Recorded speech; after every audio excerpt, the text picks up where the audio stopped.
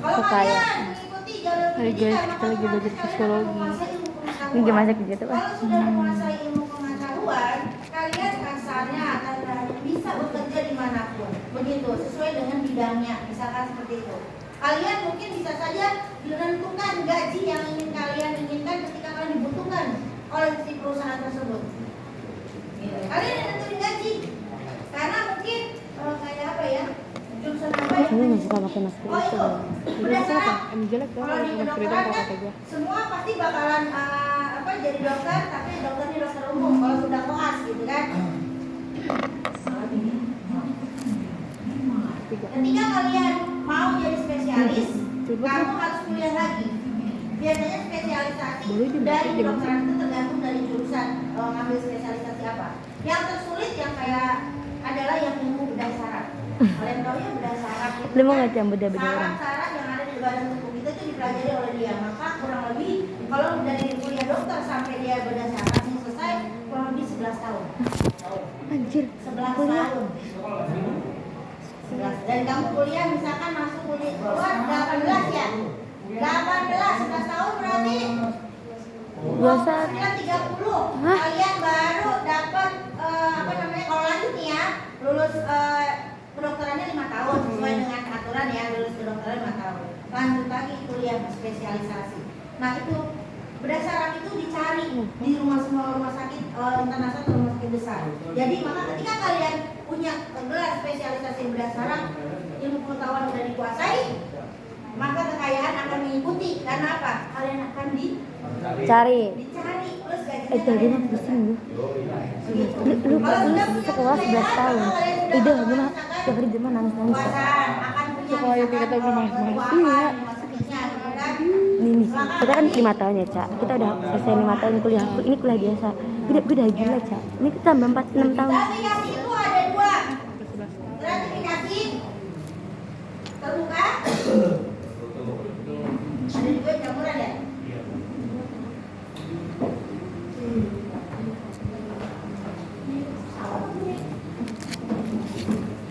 Sosiologi. Ini mapel sebenarnya gue nggak suka, tapi dunia seru. Ini nih mapel yang gue nggak suka tapi dunia seru. Karena aneh belajar. Stratifikasi itu ada 3, terbuka, tertutup, campuran. Tapi lebih orang masyarakat akan lebih mengetahui yang 2 ini. Apa sih yang maksudnya stratifikasi terbuka? Memiliki kesempatan untuk menduduki posisi paling atas. Jadi kalian kalau yang terbuka itu siapapun bisa memiliki kesempatan untuk memiliki jabatan, memiliki kekuasaan seperti itu. Tidak dibatasi. Asal kalian menguasai 4 itu tadi. Nah, terbuka siapapun boleh, dari orang manapun, keturunan apa, rasnya apa, itu boleh. Gitu ya. Tidak menutup orang lain begitu ya. Beda dengan yang tertutup. Di bawah dia Tertutup berarti dia suka ngelakuin lu. dibatasi, tidak semua orang bisa begitu. Gue disatuin apa Contoh, nih? sini ada orang Bali. Ya, di grup sekarang aku di gitu. Bali. Ica ngantuk ya. Abinaya Bali. Ngantuk banget, oh my god. Indongan Abinaya. Ih, gede banget. Ya. Kalau stratifikasi tertentu kan dibatasi. Salah satunya kalau di agama Hindu Mading terbagus ini. kasta. Paling terkece sedunia. Ya, kasta itu ada Brahmana. Kalau di sejarah ada Satria, Waisya, Sudra. Waisa, Sudra.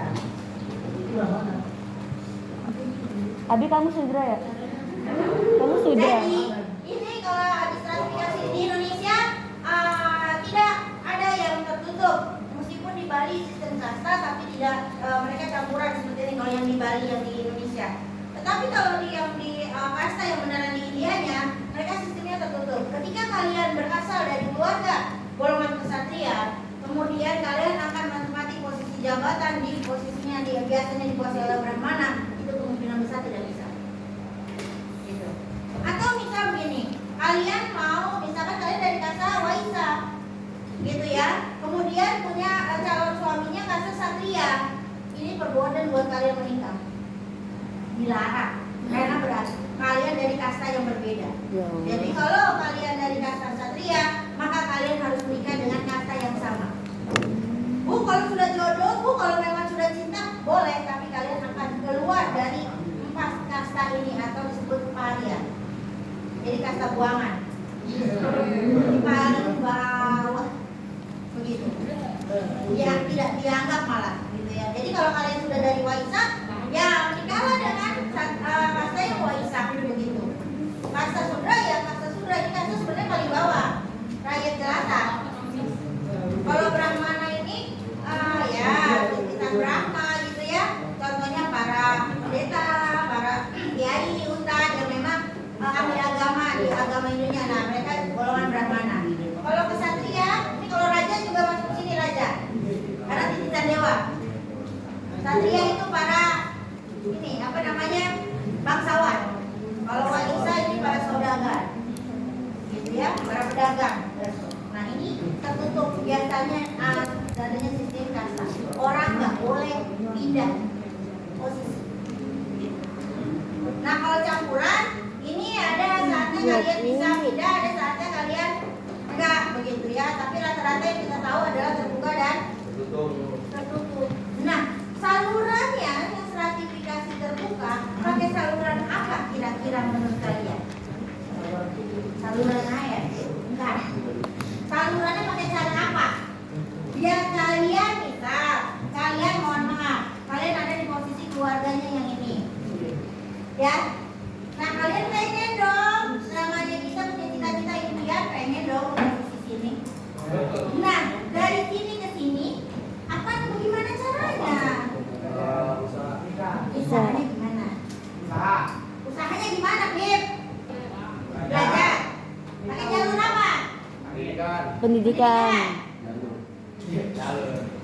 Nah, Bung, aku naik gunung, ya kan? Otomatis kalau mau ke puncak, aku mau berusaha dulu kan? Meskipun berusaha capek kan? Begitu. Nah, begitu pula ketika kalian dari posisi bawah, kalian harus punya usaha dulu biar naik ke atas. Nggak ujuk-ujuk bahasa Jermannya. Ujuk-ujuk. Ya, nggak tiba-tiba kalian pakai usaha. Salah satunya pakai jalur pendidikan. Ini yang sedang kalian lakukan dalam proses menuju ke atas. Emang kita posisinya di bawah ya, Cak? Ya, jangan lihat orang yang sudah sukses sekarang, tapi lihat prosesnya dia menjadi sukses kayak gimana. Gitu. Makanya saya suka nyaranin baca deh bukunya Khairul Tanjung yang Anak Singkong. Judulnya Anak Singkong. Itu adalah proses di mana perjuangan atau struggle-nya si Khairul Tanjung menjadikan dirinya menjadi CEO dari Transcorp. CEO itu berarti iya, kepala perusahaan yang memiliki perusahaan. Dari yang tadinya anak singkong, anak bawang yang hanya anak yatim, tidak punya bapak, begitu ya, hanya dibimbing oleh seorang ibu. Dia berusaha, kemudian dia kuliah, kemudian dia merantau ke Jakarta, proses hidupnya sedemikian rupa, orang-orang tidur dia kerja. Jadi dia rubah pola tidurnya, dia kurangi pola tidurnya demi mencapai cita-cita. Beda sama gue, kalau gue tidur baik. Beda sama gue, kalau dia kan mengurangi tidur. Kalau gue memperbanyak tidur sekarang. Pertama, dia punya Trans TV, kemudian dia beli Trans 7, ya kan, jadilah Transcorp yang punya di televisi. Kemudian dia beli Carrefour, Carrefour dulu ada kan? Iya. Dia beli jadi Transmart, ganti sekarang. Semua Carrefour yang ada di Indonesia dia beli. Kalian pernah beli itu ada Baskin Robin es krim? Iya. Dia beli sebelah. Kemen berapa tuh? Baskin Robin kan cukup mahal es krimnya. Iya. Dibeli sama Khairul Tanjung. Wendy's, salah satu racikan Amerika, dia ambil, dia beli sahamnya. Sampai terakhir yang saya tahu dia beli sebagian saham Garuda. Pesawat Garuda. Kaya. Ya kan? Iya. Banget itu kayaknya udah dia udah anjir. Bawah. Agung. Bujang. Bujang. Bujang. Kamarnya terus buat tuh. Ini mah di garis bawah banget, mesti banget. Yang begini Buka sih, WA. dia naik sih perlahan-lahan sampai akhirnya dia sekarang posisi Agung, salah buka satu WA. orang kaya di Indonesia.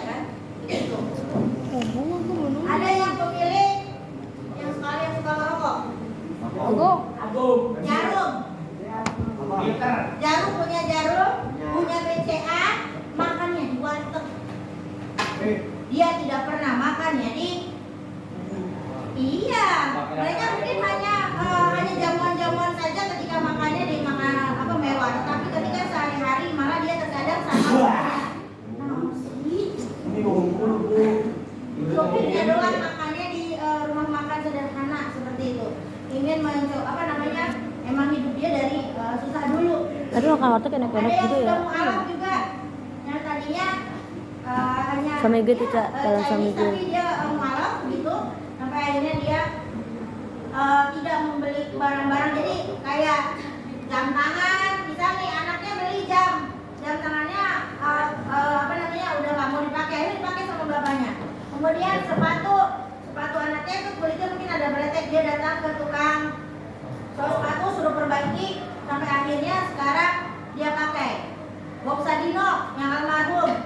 Dia nggak pernah tuh pakai baju formal, dia pasti selalu pakai celana levis pendek. Namanya Bob Sadino, celana pendek. Kemana-mana pakai celana pendek yang bahan levis.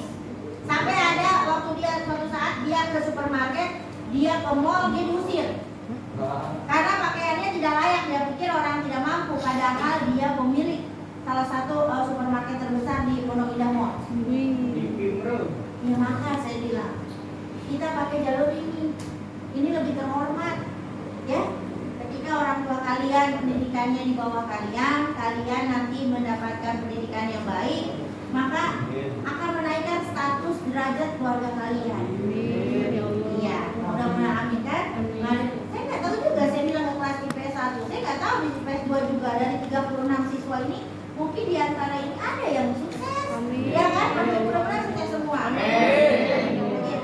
Saya tidak tahu rezeki orang 10-15 tahun ke depan. Artinya saya tidak tahu awalnya anak-anak murid saya yang anak IPS, you know lah anak IPS kan, dengan cowok-cowoknya yang kayak gimana, ya kan? Kayak Apa gitu. yang terjadi? Tapi yang IPS tuh bandel gitu ya. Mereka Gila tuh sekarang bandel. sudah pada di kedinasan. Ya, ada yang jadi tentara, ada yang jadi polisi, Padahal gitu kan? kita nggak boleh Saya kayak nggak orang boleh dari neko-neko, saya ya bilang, kan Bu, anak kira-kira IPS saya pasti nggak usah goblok, kuliah. anak IPS pasti nakal Mereka gitu nanya ya. pendapat saya, nggak usah kuliah kamu. Kamu masuk kedinasan aja. Kenapa kuliah? Ngabisin duit. Otak lu SMA aja kagak bisa. Ngerjain tugas aja lama. Udah masuk kedinasan. 9 bulan kalian sudah selesai. Punya gaji dan pegawai negeri itu jelas. Kalian hanya dibuat kedisiplinan, dibentuk disiplin. Mampu mereka. Yang satu ada di Zeni, di kesatuannya Zeni.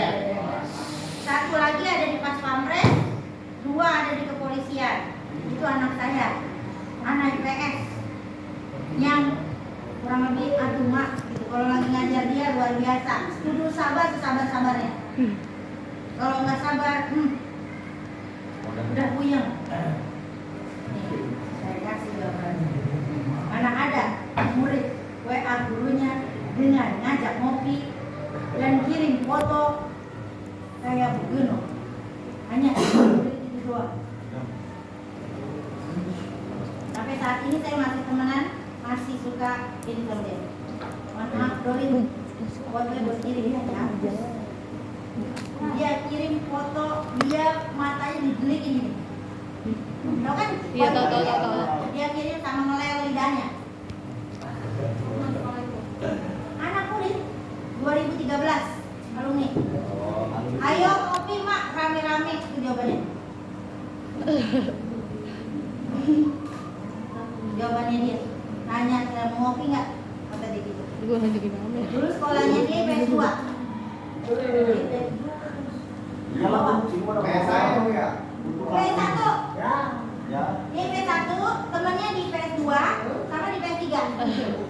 Gurunya ada 2 nih. Guru kimia ada 2, Bu Holija sama Bu Trika.